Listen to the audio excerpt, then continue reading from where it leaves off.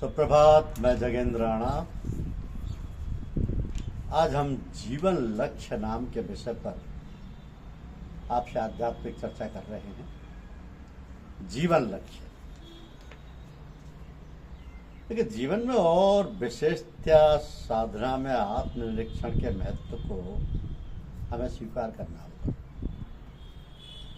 हम अपने लक्ष्य को सदा सम्मुख रखें और अपने आप से पूछते रहें कि उस दिशा में हमारी कितनी प्रगति हुई है।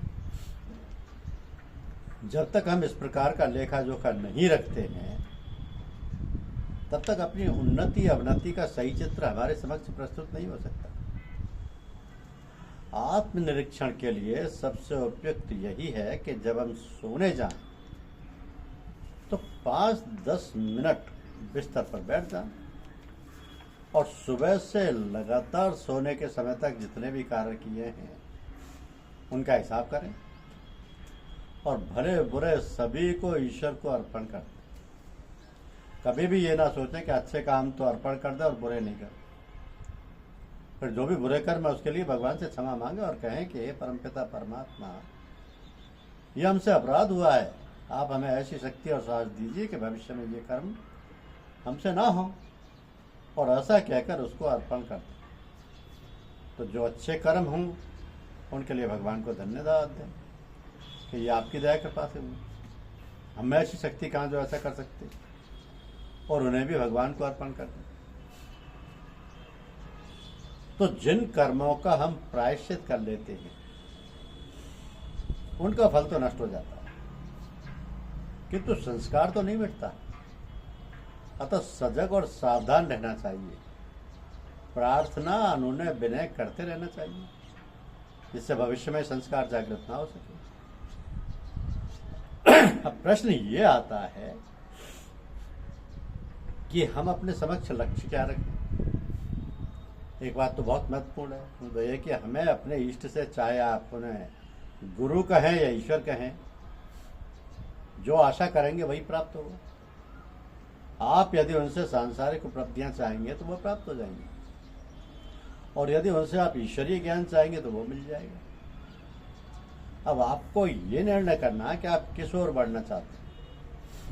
हाँ, ये अवश्य कि सांसारिक उपलब्धियों के चाहने से वे मिलती हैं, और ईश्वर प्राप्ति को यदि लक्ष्य बनाया जाए तो ईश्वर प्राप्ति तो होती ही है। साथ ही संसार की भी ऐसी कोई वस्तु नहीं जो प्राप्त ना होती। जब ईश्वर भी प्राप्त हो गया तो संसार ही प्राप्त हो गया, क्योंकि ये सब पसारा तो उसी का है।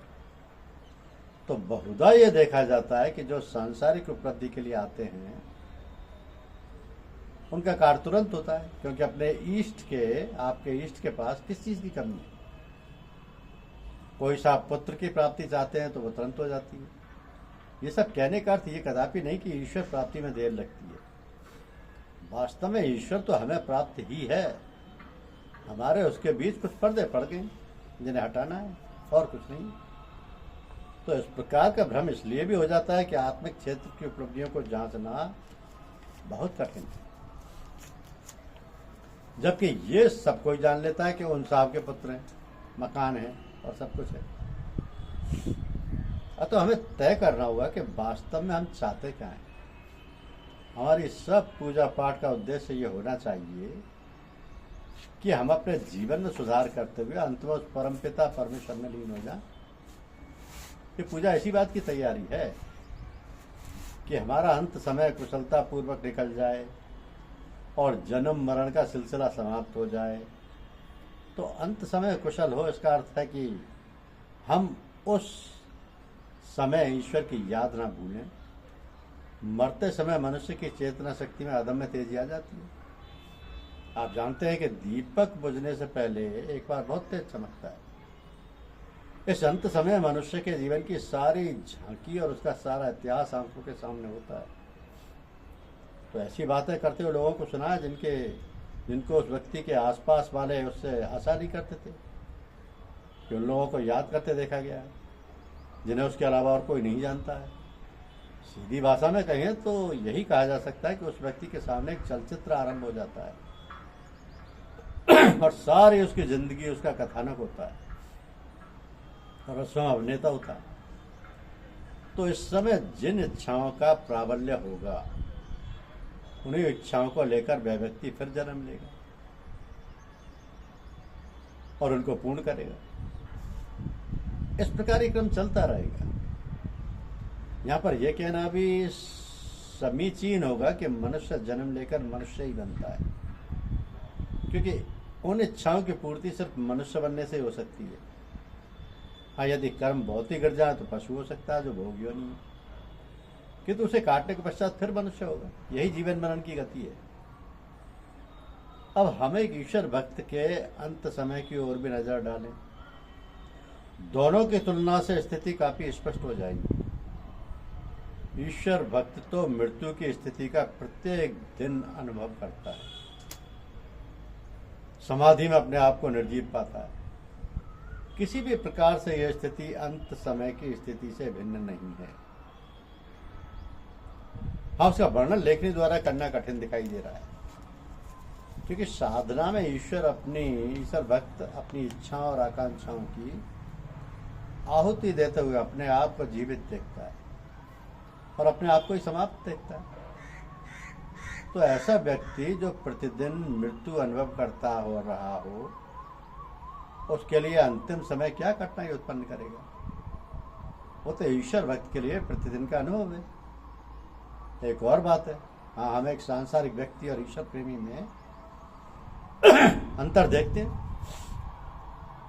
अब सांसारिक व्यक्ति मरते समय चिल्लाता है, पुकारता है, अपने पुत्र पुत्री को याद करता है, रुपए कहाँ हैं और कितने हैं का हिसाब करता है तथा सब कार्य निपटाने का प्रयास करता है। दूसरी ओर ईश्वर का भक्त जल्दी करता है कि हे ईश्वर, तू मुझे जल्दी से जल्दी अपने पास बुला ले, तू मुझे अंदर समाहित कर ले, अब मैं तुझसे दूर नहीं रहना चाहता। निश्चय ही एक व्यक्ति तो लौटकर उन्हीं के पास आवेगा जिन्हें वो याद करता है, और दूसरा उसके पास पहुंच जाएगा जहां से लौटना फिर नहीं होता। यही अर्थ है इन पंक्तियों का कि या इलाही खात्मा बिल खैर कीजिए, हकीकत की इनायत सर पे कीजिए। क्या बात है, या इलाही खात्मा बिल खैर कीजिए, हकीकत की इनायत सर पे कीजिए। अब खात्मा बिल खैर का अर्थ है ईश्वर की याद में अंत होना। इसलिए कहा जाता है कि अंत समय ईश्वर का नाम आता है, उसी को लेना चाहिए। तो ये भी जो कहते हैं एक बार ईश्वर का नाम लेने से मुक्त हो गए, उसमें भी कोई संशय नहीं। हाँ, भक्त की स्थिति इससे बहुत ऊंची है। प्रकृति का यह नियम है कि जीवन भर जिस चीज का बाहुल्य रहा या प्राबल्य रहा, उससे हम अंत समय में भी मुक्त नहीं हो सकेंगे। यदि आपने ईश्वर को भूलकर ये सब संसार का कार्य किया तो अंत समय में भी आप उसी में उलझे रहेंगे। और यदि आपने जीवन भर ईश्वर की ही याद की है, सब कार्य उसी के अधीन रखे हैं, तो अंत समय में ईश्वर के अतिरिक्त और क्या रहेगा? वह ऐसे व्यक्ति को अपने आप लीन कर लेगा और जो ईश्वर से बाह्य रूप में पृथक हैं दूर हो जाएंगे, वो दूर हो जाएंगे। तो प्रश्न ये है कि बहुत साधना में ज्ञान नहीं रहता कि हम किस लक्ष्य की ओर अग्रसर हो रहे हैं, उसकी प्राप्ति में हम सफलता के कितने निकट हैं। साधक समझता है कि इतना लंबा समय हो गया, हमें तो कुछ दिखाई नहीं पड़ दिया और ना कुछ प्राप्त हुआ है। इस प्रकार का संकल्प विकल्प बड़े उच्च श्रेणी के साधकों को हो सकता है, और आत्मोन्नति में रुकावट तो बिरले ही लोगों को ना आती होगी। तो इस प्रकार अशांति या साधक जिसे अंधकार कहते हैं कि अवसर आना बहुत स्वाभाविक है। योग में आत्मोन्नति के सुनहले अनुभव के बाद बहुधा असहनीय कोरापन या अत्यधिक अकर्मण्यता महसूस हो सकती है।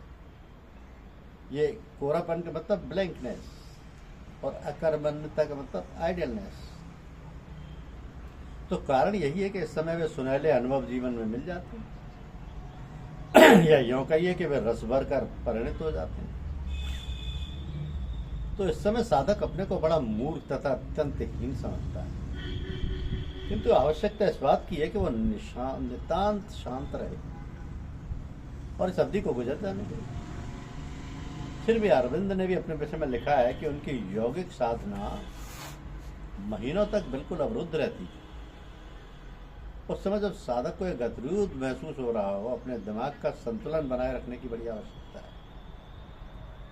तो हमारा आत्मोत्थान हो भी रहा है या नहीं, पहले तो इसका बहुत अधिक विश्लेषण या इस पर बहुत अधिक विचार करने की आवश्यकता ही नहीं है। फिर भी आप जानने के लिए बहुत ही इच्छुक है तो इसमें कोई कठिनाई भी नहीं है।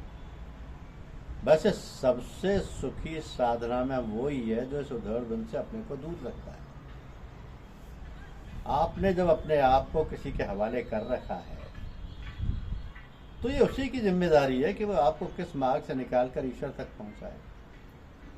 हर व्यक्ति को अपनी मुक्ति का साधन चुनने का अधिकार है। इसी प्रकार हर व्यक्ति को जो मुक्ति का मार्ग दिखाया जाएगा वो भी अलग अलग ही होगा। तो परमहंस योगानंद जी ने महर्षि रमन से उनके आश्रम पर पूछा था कि भगवान मानवता के लिए मुक्ति का मार्ग कौन सा है। महर्षि रमन ने उत्तर दिया, मुक्ति का मार्ग सबके लिए अलग अलग है, सबके लिए एक ही मार्ग नहीं बनाया जा सकता। साधना में यदि आपकी प्रगति ठीक है और आप में दैवीय अवतरण हो रहा है तो उसके लक्षण दो गुणों में दिखाई देंगे, जो है प्रेम और प्रकाश या ज्ञान। मैथ्यू आर्नोल्ड ने इन्हीं गुणों के द्वारा कल्चर की परिभाषा की है। स्वीटनेस और लाइट से संपन्न व्यक्ति को ही सुसंकृत मानते हैं। तो आत्मिक अवतरण होने के गुण श्री अरविंद ने भी यही बताए हैं। आप स्वयं इन्हें महसूस करेंगे। प्रेम आप में इसलिए होगा कि आप अवर्णनीय आनंद का अनुभव करेंगे, जो आनंद सारी सृष्टि में विद्यमान है। यह आनंद किसी धारणा पर आधारित नहीं है, ये अपने आप में निहित है, सेल्फ एग्जिस्टेंट। इस आनंद के लिए कुछ देखना नहीं पड़ता और ना किसी अन्य चीज का आश्रय लेना पड़ता है। यह आनंद व्यक्ति, अवसर, परिस्थिति और वस्तु पर आधारित नहीं। आपका हाथ माला के दाने पर है और आंखों में प्रेमाश्रु की झड़ी लगी है, क्या दाने में कुछ आनंद है? नहीं। ये दैवीय आनंद है जिससे आपको ईश्वर की सत्ता का भान होता है। हर जगह यही आनंद व्याप्त है। तो ये पुष्प आपके सामने खिल रहे हैं, ये भी उसी आनंद से उत्पन्न है। सागर की लहरें उसी आनंद में नृत्य कर रही हैं, यही वह आनंद है जिसकी लहर आपके शरीर में दौड़ रही है। जब आप अपने प्रिय के सामने होते हैं तो उसकी याद करते हैं। प्रिय से मेरा अभिप्राय आपके गुरु भगवान से है। इसी को माधुर्य कहकर पुकार सकते हैं, यानी स्वीटनेस। इसी प्रकार हम प्रकाश या ज्ञान की व्याख्या कर सकते हैं। ये प्रकाश वही है जहाँ आप सत्य की ओर अग्रसर होते हैं। ये सत्य का प्रकाश सदा आपका मार्गदर्शन करता है। परिणाम स्वरूप आप में विवेक, बुद्धि जागृत होती है। वैसे भी आपको कई रंग के प्रकाश साधना में दिखाई दे सकते हैं, किंतु आपको अपना मन उनमें ना लगाकर अपना लक्ष्य ही सामने रखना चाहिए। मार्ग के आकर्षणों में कभी भूलकर भी नहीं पड़ना चाहिए। ये सभी प्रकार के प्रकाश तथा अन्य सिद्धियों की प्राप्ति मार्ग में आने वाले दृश्यों के अतिरिक्त और कुछ नहीं है। हमारा लक्ष्य तो अन्यत्र ही है। इसके अतिरिक्त कुछ नकारात्मक गुण भी है जो आप में आत्मा के अवतरण की सूचना देते हैं। आप आत्मोन्मुख होने पर निराश नहीं होंगे तथा सदा अपने भाग्य की शिकायत नहीं करेंगे। दैव, विरुद्ध, विद्रोह या संसार के नियमों की भावना भी लुप्त हो जाएगी। संक्षेप में यही कहा जा सकता है कि यदि बाह्य जीवन में परिवर्तन आ रहा है और आप महसूस करते हैं कि आप में सुधार हो रहा है तो आपकी साधना ठीक मार्ग पर चल रही है। यदि साधना का प्रभाव आपके जीवन पर नहीं हो रहा है तो वो साधना नहीं ढाओगे। तो साधना में एक बहुत ही अधिक खतरनाक स्थिति तब पैदा हो जाती है जब साधक अपने अंतर में कुछ सुनने लगता है, कुछ आगे की चीज़ें देखने लगता है। हमारे भीतर बहुत सी ऐसी चीज़ें हैं जिनके विषय में हम बहुत कम जानते हैं। तो साधना से वे भी जागृत हो जाती हैं और अपने निर्देश देने लगती हैं। यदि ये निर्देश हमें अच्छे लगते हैं तो हम मान लेते हैं कि आत्मा के निर्देश हैं। तो साधना में से देखने और सुनने का कोई महत्व नहीं। सिद्धियों से जो कुछ चाहे करा लें तथा अन्य अनेक प्रकार के नाटक चाटक साधक को दिखाई पड़ती है। ये साधना की एक श्रेणी। बहुत से साधक किसी को सब कुछ समझ कर यहीं रुक जाते और अपने को पूर्ण महात्मा घोषित करके अपने योग की समाप्ति कर लेते हैं। तो इन सिद्धियों में अधिक मन लगाने के कारण साधना से हाथ धोते देखा है। अरविंद के पास एक बहुत अच्छे साधक रहते थे। एक दिन कुएं में पड़े पाए गए। उन्हें बाहर निकालकर पूछा गया कि आप कुएं में कैसे पहुंचे। उन्होंने बताया कि उन्हें ऐसा प्रतीत हुआ कि अरविंद जी मेरे अंदर बैठे हुए कह रहे हैं कि तुम कुएं में कूद पड़ो।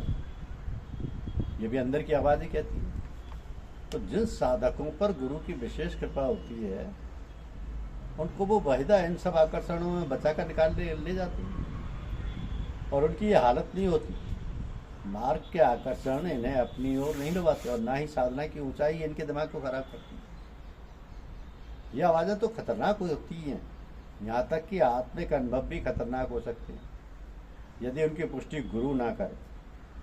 तो इन आत्मिक अनुभवों में मन की उड़ान विशेष रूप से मिली रहती है और ये जानना कठिन है कि कहाँ आत्मा निज स्वरूप में प्रतिष्ठित है और कहाँ मन कल्पना की उड़ान भर रहा है। साधक बहुत बार ऐसी बातों की विवेचना पूजा के बाद करते हैं जिनका कि ध्येय से कोई संबंध नहीं होता। इसी कारण ये बहुत आवश्यक हो जाता है कि हम साधना में कभी कोई चमत्कार या अन्य किसी बात को देखने का प्रयास ना करें। ये केवल भ्रम को जागृत करने की प्रक्रिया है। तो आपके जो भी अनुभव सत्य होंगे या जो गुरु भगवान की ओर से कराए जाएंगे वो स्वयं प्रस्फुटित होंगे। उनका आवास आपको बिना किसी प्रयास के स्वतः ही हो जाएगा। उन अनुभवों के समय आपकी वाचालता, तर्क, बुद्धि, ज्ञान तथा अन्य सभी इस प्रकार के गुण लुप्त हो जाएंगे। फिर आप ये प्रश्न नहीं करेंगे कि ये वास्तविक है या हमारी मनगढ़ंत कल्पना है। ये अनुभव स्वयं सिद्ध होंगे और सत्यता के बल पर आपको भी सत्य की ओर अग्रसर करेंगे।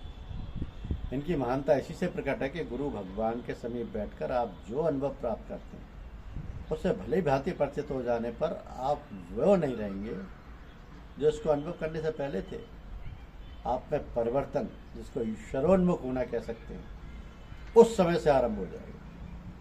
यही अंतर है कि दैवी अवतरण के अनुभवों में और आपके अंतर से प्रकट होने वाले अनुभवों में।